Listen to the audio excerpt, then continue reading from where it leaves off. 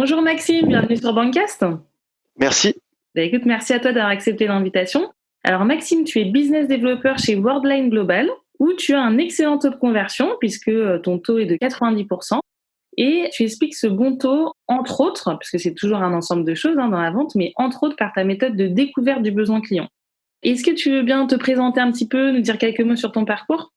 J'ai eu plusieurs expériences professionnelles dans le secteur du retail, dans celui de l'énergie en Australie et maintenant dans le secteur de l'IT chez Worldline. Je suis dans le secteur des technologies de services et de l'information et donc je suis business developer. Je suis en charge de la commercialisation de solutions informatiques. Est-ce que tu peux nous donner un petit peu de contexte sur ce que fait Worldline Global et sur ce que tu fais là-bas? Oui, donc Worldline, donc c'est une société française qui existe maintenant depuis plus de 45 ans. On est un leader européen dans tout ce qui est services de paiement et de transactions. Sans le savoir, je pense que beaucoup de personnes ont déjà eu recours à nos services dans leur vie quotidienne. Quand on va retirer de l'argent à un distributeur, lorsqu'on va payer sur Internet, même payer dans un restaurant, ça va être des transactions qui vont être sécurisées et processées par Worldline. Donc voilà, on fait beaucoup de choses en marque blanche. C'est la raison pour laquelle on nous connaît pas, mais on est présent dans beaucoup de moments de votre vie. Ouais, c'est une belle et énorme entreprise française. Ouais, tout à D'accord. fait. Et aujourd'hui, maintenant, je suis en charge du développement commercial d'une solution qui s'adresse à la sphère sociale. Donc, mes clients, c'est les conseils départementaux. Et donc, c'est une solution logicielle qui permet de mieux accompagner les bénéficiaires du RSA pour favoriser le retour à l'emploi et l'accompagnement de ces bénéficiaires-là. Donc, c'est des cycles de vente qui sont assez longs, qui font souvent environ 6 mois et qui nécessitent quand même de faire 3 ou 4 rendez-vous avec des ateliers de travail avec nos techniciens. Et alors, justement, donc tu arrives à avoir un très grand nombre de prospects qui se transforment en clients après les rendez-vous. Donc, est-ce que tu peux nous en dire un petit peu plus sur la méthode que tu as pour faire une bonne phase de découverte du besoin, Oui. qui te permet d'avoir ces bons taux? Effectivement, je pense que ce qui amène de bons résultats, c'est déjà des bons rendez-vous, des bonnes phases de découverte du besoin du client, parce que le client, il sait pas toujours ce qu'il veut exactement, et nous, on sait pas non plus exactement ce qu'on va lui dire. Donc, pour adapter notre discours, il faut vraiment avoir une phase de découverte en posant les bonnes questions pour pouvoir avoir le bon discours derrière et être efficace. D'accord. Donc le but, c'est pas forcément de parler de soi trop longtemps à son client dès le début, mais c'est de le faire parler sur des points précis en formulant des questions ouvertes pour que le client puisse lui-même parler. On va lui poser des questions pour essayer de comprendre comment il fonctionne. Donc on va pas lui dire qu'est-ce que vous faites, on va lui demander plutôt une question du type est-ce que vous pouvez m'expliquer votre manière de fonctionner pour traiter les nouveaux entrants dans le RSA par exemple. Donc on va adapter nos questions à la situation, mais souvent en demandant d'expliquer pour comprendre les process, pour comprendre les personnes qui vont intervenir, etc. D'accord. Et par exemple, qu'est-ce que te répond le client quand tu poses ces questions ouvertes? Déjà, le client, ça va le faire réfléchir, donc c'est la première phase. Et donc, le client va m'expliquer de A à Z, ou en tout cas, c'est ce que je vais essayer d'obtenir, ces processus, qui sont les interlocuteurs qui sont impactés. Et donc, on va essayer de comprendre dans un premier temps quelle est la situation actuelle, quel est le contexte. Ensuite, une fois qu'on a un peu compris les processus et les mécanismes, on va passer à des questions un peu plus de problématiques clients. Donc, on va renvoyer le client directement à ses problèmes, à ses douleurs, pour déjà, lui faire mettre des mots sur son besoin et aussi nous faire comprendre comment nous positionner.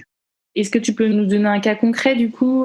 Alors moi, par exemple, dans les clients que je rencontre, c'est des conseils départementaux, c'est des directions de l'insertion. Je sais que voilà, aujourd'hui, une des problématiques, c'est qu'ils sont face à une explosion du nombre de bénéficiaires du RSA, avec beaucoup d'entrées dans leur logiciel de gestion. En termes de sortie, les équipes, elles reçoivent les listes de nouvel entrants des bénéficiaires sous des formats qui sont pas forcément propres à une utilisation optimale par les travailleurs sociaux. Et donc, moi, je vais lui poser la question de savoir qu'est-ce qui leur permettrait, par exemple, d'être efficace aujourd'hui. Quel est le format des Excel qu'ils reçoivent, par exemple, de la CAF avec l'ensemble des nouveaux entrants? Et ensuite, de quoi est-ce qu'ils auraient besoin? D'accord. Oui, parce que sur cette base, en fait, des Excel qui, eux, reçoivent, ils doivent ensuite appeler un par un les personnes pour les faire venir à un rendez-vous pour Voilà. les aider via un parcours de formation, un retour à l'emploi. C'est ça. Et surtout, ce que j'arrive à leur faire dire, c'est qu'à un moment donné, une des problématiques, par exemple, qui va ressortir pour un conseil départemental, c'est qu'une fois qu'ils font ce travail déjà qui est très minutieux d'appeler chaque nouvel entrant pour les convoquer à un rendez-vous, on se rend compte que la gestion, elle pourrait être optimisée parce qu'il y a 3 à 4 rendez-vous qui ne sont pas respectés, pour lesquels le bénéficiaire ne va pas forcément se présenter. Et donc, une fois que j'ai eu cette information, moi, je sais que dans ma solution Worldline, j'ai une fonctionnalité qui permet d'augmenter ce taux de présence au rendez-vous, qui est une solution qui est simple. celle de pouvoir pousser un SMS lors de la prise de rendez-vous en donnant l'heure, le lieu, etc. et d'envoyer un deuxième SMS 24 heures avant le rendez-vous, un SMS de rappel, et donc on multiplie par 3 voire 4 le taux de présence au rendez-vous. D'accord, oui, donc tu lui fais expliquer sa situation actuelle. Ensuite, quelque part, tu lui demandes si c'est efficace, si ça lui convient. On se doute bien que là, effectivement, c'est compliqué pour eux et la situation peut être améliorée. Quelque part, on parle bien des conséquences de la douleur, comme tu disais. Du coup, c'est là que devient naturelle ta solution. Bah oui, j'ai une solution pour répondre à ça. Plutôt que l'inverse, en déroulant tout son speech, et il y a beaucoup moins d'impact en fait que quand on le prend dans l'autre sens. Absolument. En fait, toutes les fonctionnalités ne sont pas forcément pertinentes pour le client. Donc, tout l'intérêt, c'est de mettre en avant les fonctionnalités qui le sont vraiment. Et comment tu fais quand un client, ça arrive parfois, te dit: «Attendez, avant qu'on parle de moi, j'aimerais bien que vous me présentiez votre solution». Ça arrive pas très souvent parce que quand même les gens aiment bien parler d'eux.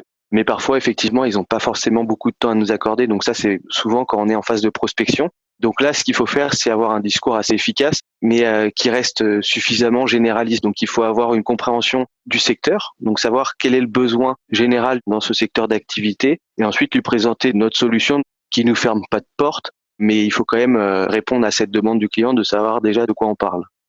Des fois, le client vient avec une solution en tête. Est-ce qu'on peut, faire évoluer la solution qu'il a en tête? Est-ce qu'on peut le surprendre? Est-ce que ça t'est déjà arrivé? C'est quelque chose qui arrive souvent. Soit il arrive avec une solution en tête, soit il n'a pas une idée concrète de ce dont il aurait besoin. Moi, je reprends souvent une citation d'Henry Ford qu'on m'avait racontée quand j'étais plus jeune. Il avait dit, si j'avais demandé aux gens ce qu'ils voulaient à l'époque, ils auraient répondu qu'ils voulaient des chevaux plus rapides. Finalement, il a fait des voitures et ça a répondu aux besoins. Tout ça pour dire que le client, il a un besoin, mais il sait pas forcément l'exprimer. Et donc, c'est le travail du commercial de venir comprendre ce besoin et d'aller trouver des solutions qui sont parfois alternatives. Nous, on a un exemple très concret chez Worldline avec la vente des bornes à McDonald's.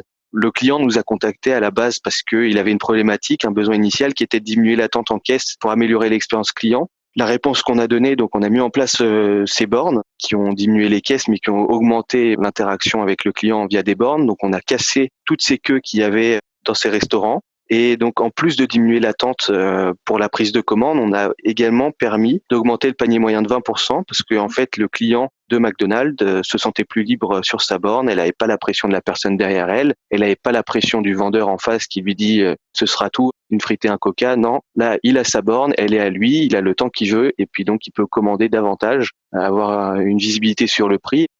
D'accord. Donc ça, c'est vraiment des super cas quand on arrive à emmener le client plus loin que ce à quoi il pensait au départ et que ça réponde encore plus à son besoin. C'est toute la beauté du métier de commercial. C'est ça, c'est des belles victoires. Ben écoute, merci beaucoup Maxime d'avoir bien voulu partager cette méthode de découverte avec nous. Merci. Merci Maxime, à bientôt, au revoir. À bientôt, au revoir.